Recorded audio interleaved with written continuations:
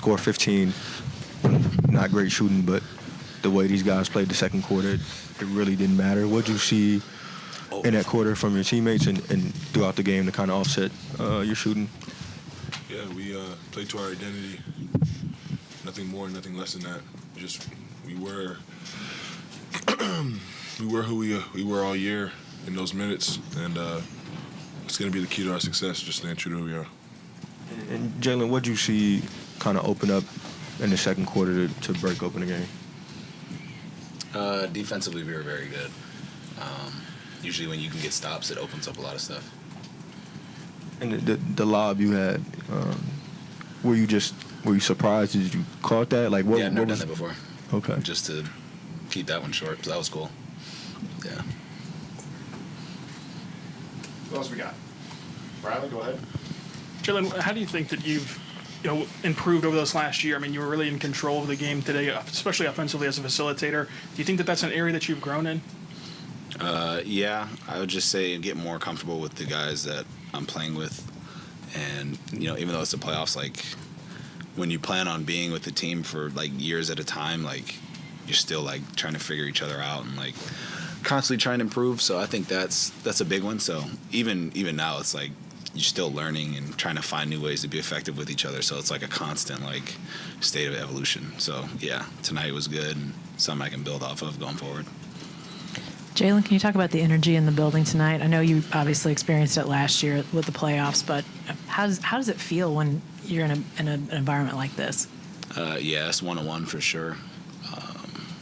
It's very special, something that nobody on our team takes for granted, and it's very cool that it's in Oklahoma. It's like we're like the only pro team here for real, so it's just cool to have, like, it literally feels like kind of like high school when your high school team's really good at, like, football. Like, that's what it feels like here, just like a real sense of, like, everybody wants you to do well, and you can feel that in the arena.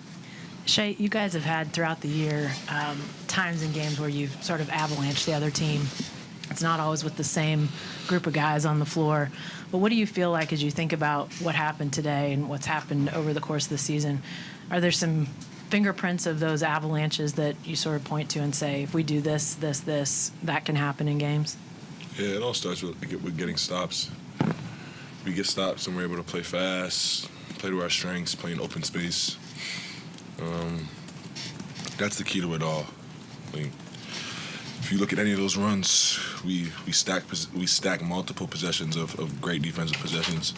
Then it allows us to be who we are offensively. It's no secret. That's what it takes to have those stints in the game, and we know that. And that's our intention when we go out there. Not just to have like one good possession, two bad, one good. It's like stack them up. There's a couple of times, Shai, in the first half where you're diving on the floor. Obviously, you're one of six, I think, at the time. That the first time I recognized it, and then dove again. I mean, is it important for you to like set the tone on there, get on the floor, just kind of tell your other teammates like it's time to go? Yeah, sure. I just try to make winning basketball plays at the end of the night. Like every play presents itself an opportunity for you to make a play, and I try to do so. Yeah, Shai, how comforting is it for you, who carry such a big load, to know you can have one of your teams in months, and still you guys win by 51 points? Yeah, I have a great group of guys around me, and I know that, and I've known that for a long time.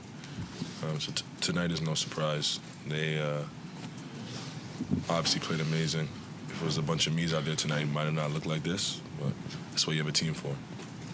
Shai, related to that, you played second fewest minutes you have all season because the game was obviously in hand, but is that sort of weird to open the playoffs like that and just kind of have a perspective from the bench late in game that you don't, expect to have in this sort of situation? Yeah, not at all. I love it. The goal tonight when we woke up was to win the game, and nothing else mattered, and we did that. So whatever it looks like, I'll take it. As long as we win, I'm happy. Jalen, you guys came out the second half. You were up big, and you hit them with a 10-0 run, and the game got up to 50-some points or whatever. But the game never really devolved into guys just trying to get up numbers. It was pretty clean. I mean, talk about that and how you guys maintain that even though you had the game's pretty much over. A lot of that is understanding your opponent. Like, they just played like 36 hours ago, so they're kind of coming in here. You know, we're still like, we kind of like have to take a little bit of this win with like they're going to be way better game 2. So we're trying to like not give them a lot of life in regards to that, and that's a really good team over there. So like game 2 is going to be completely different. So we're like kind of competing with ourselves in a way to like make sure we're sharp for game 2 because we know what we're going to get with them. So that was kind of like the biggest goal in mind. And to open up that 10-0 run was, I think Lou got a steal, like an offensive rebound that kind of sparked that. So just having plays like that, regardless of when we're up or down, is like a good tone setter going into the next game. Andrew Schleich with The Athletic. Last year, the circumstances weren't totally different for Game 1. We had a team who played Friday. You guys played Sunday. What feels different to you guys this season just versus last season? That's for me. Yeah. I don't know. I think just another go-around at it. You know, I think last year was just so different in regards, like, a lot of our team, it was the first time that we had been through the exact same thing. So just this time, obviously, we've been in this situation before, so it's not as foreign. So I think that's the biggest one. But at the end of the day, it's basketball. Like, it doesn't matter how well you shoot, what happens throughout the whole game. It's just like win by 50, win by 1. Like, the goal is to win, and that's kind of what we came in here with the mindset of. Shai, I'm not sure you remember this play, but I believe it was early third quarter. You were flying down in transition, lose on the left wing. You sort of pass up the lane and hit Lou for an open 3 after he missed like 2 threes before that. And the camera, the broadcast pans to Sam, and he's kind of doing like this. He's like, smart player. Sam Presti. Oh, okay. And I imagine he's talking Uncle about Sam. you. I just wonder if you can speak to maybe your growth in terms of basketball IQ. I know that's kind of arbitrary, the definition of that, but growth in terms of basketball IQ and how he's maybe expressed that to you since you've been here.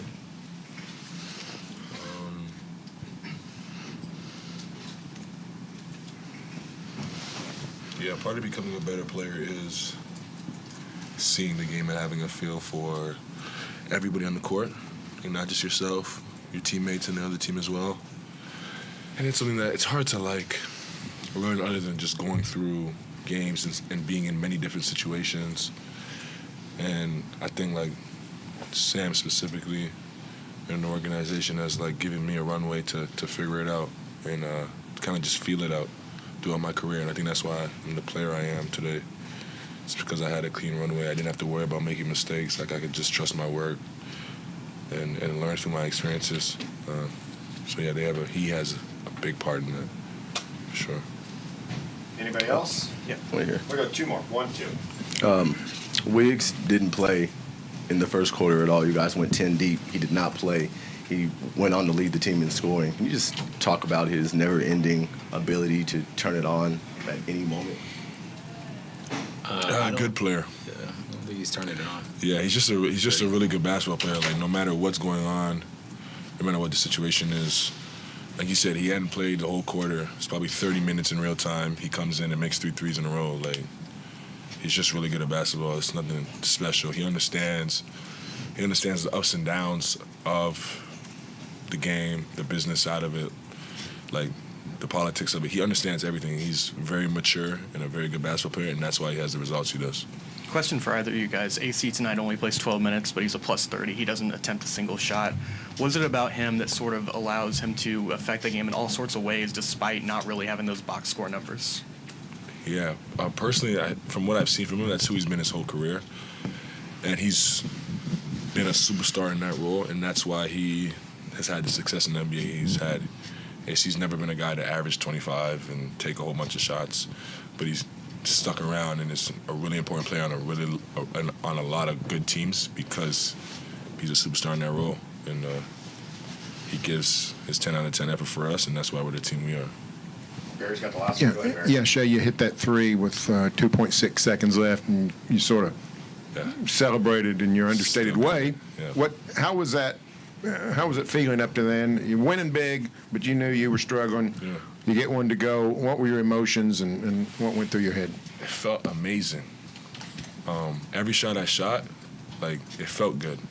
And that's all you can really ask for. Like, they're going to feel good and miss, and they're going to feel bad and make sometimes. But as long as they feel good, you're on the right track. and that one went down. Thank Felt you, good, guys. of course.